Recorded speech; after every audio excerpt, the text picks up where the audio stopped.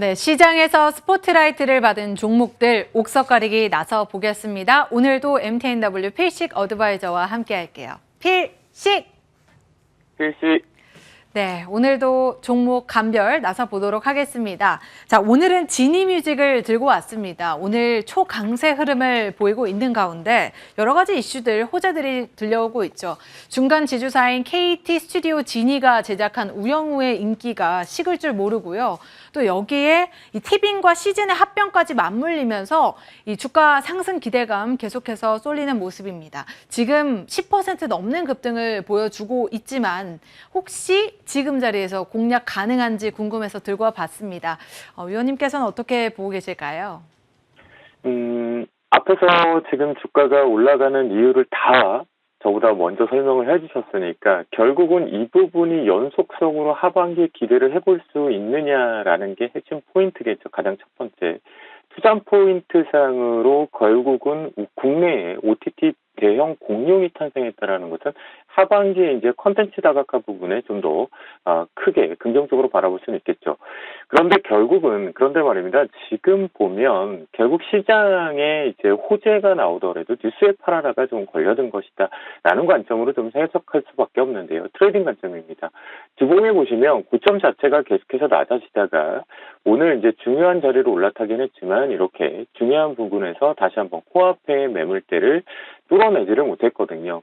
분명하게 하반기 부분의 기대 부분, 그 다음에 이것이 드라마 우영우뿐만이 아니라 전체적으로 이제 합병에 대한 컨텐츠 다각화에 대한 부분도 긍정적으로 바라볼 수는 있겠지만 매물 소화 과정이 계속 필요한 구간이다라고 보시면 좋겠고 일봉상에서 보면 두 가지의 갭자리가 발생이 됩니다. 두 위치인데요. 자, 첫 번째 앞에서 발생이 되었던 위치 부분에 합병 가능성이 뉴스가 되면서 플레이되고 난 뒤에 오늘 그 갭 부분에 대해서 메꾸는 작업을 했어요. 그렇다고 한다면 갭을 메꾼다라고 하면 이 부분들이 어떻게 되냐면 이렇게 갭을 메꾸고 나서 옆으로 횡보를 하고 눌림목을 조정한 뒤에 그리고 나서 다시 매물을 소화하고 이렇게 올라가는 패턴이 되거든요. 그런 관점에 놓고 오늘 또 보면 이슈상으로 계속 윗꼬리에서 매물대가 최근 들어와서 이거래일 동안 잡혔던 부분이 갭으로 돌파하면서 뚫어주면서 올라왔죠. 그 부분까지는 긍정이었지만 결국은 뉴스의 팔아라가 시장 때문이다라는 관점으로 보시면 좋겠고요. 그래서 신규적인 측면으로 놓고 보더라도 고 눌림 매수 의견 하반기 기대를 해볼 수는 있는데요. 하지만 이 부분 4,600원 그러니까 요 부분이죠. 지난번에 저점 테스트를 했던 요 부분에서 이 갭을 메꾸는 것을 활용하는 4,600원 아래에 눌림 매수 잡자라는 의견 드리도록 하겠습니다. 네, 지니뮤직 매수 충분히 가능하다라는 사인을 주셨지만 눌림 시에 매수 한번 노려보자라고 말씀해 주셨습니다. 4,600원 선 이하선에서 분할 매수로 접근해 보도록 하겠습니다. 자, 바로 이어서 이전에 주셨던 종목 AS와 함께 오늘의 종목도 공개해 보도록 하겠습니다. 오늘 다시 한번 키다리 스튜디오를 들고 왔는데요. 이렇게 상승세가 가파르게 또 강하게 나타나고 있습니다. 이전에 조금 더 길게 홀딩을 해보자라고 말씀을 해주셨는데 오늘 추가적인 상승이 나오면서 10% 넘는 수익 챙겨가고 있습니다. 자, 지금 자리에서 익절해야 될지 궁금하고요. 또 오늘 어떤 종목 준비해 주셨을지 함께 들어보도록 할게요.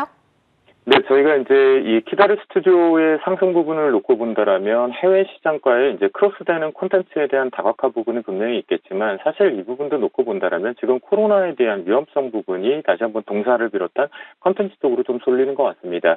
우리가 이제 매물대를 빠르게 돌파하느냐 하는데 오늘 지금 중요한 부분에서 8,900원대에서 9,000원대까지 매물대를 빠르게 좀 소화를 했습니다. 그 부분까지는 긍정적인 부분과 연기금과 투신 쪽의 소량이지만 매수 우위 쪽이 잡혔는데요. 이제부터 중요한 거는 이 부분이 제가 표현드리는데 실제적으로 실적이라는 부분이나 투자 포인트가 아니라 코로나 부분에 대한 컨텐츠 확산 쪽으로 틈새 쪽에 대한 반등이 좀 나오고 있기 때문에 이제부터 이제 익절가를 잡고 가자라는 표현을 드립니다. 8,900원을 이탈한다라면 전량 무조건 이익 실현을 하자라는 관점이니까요. 장중 부분에 대해서도 8,900원을 이탈하지 않는다라면 계속해서 홀딩을 해서 목표가인 9,600원까지는 가지고 올라가지만 8,900원을 이탈한다면 호가적인 공백들이 계속 조금 있기 때문에 이익 실현 반드시 이익가로 잡고 대응하자라고 말씀을 드리겠고요. 오늘자 같은 경우는 신규 포착 부분에서 스캔 쪽으로는 엔스캠 생명과학을 가지고 나왔습니다.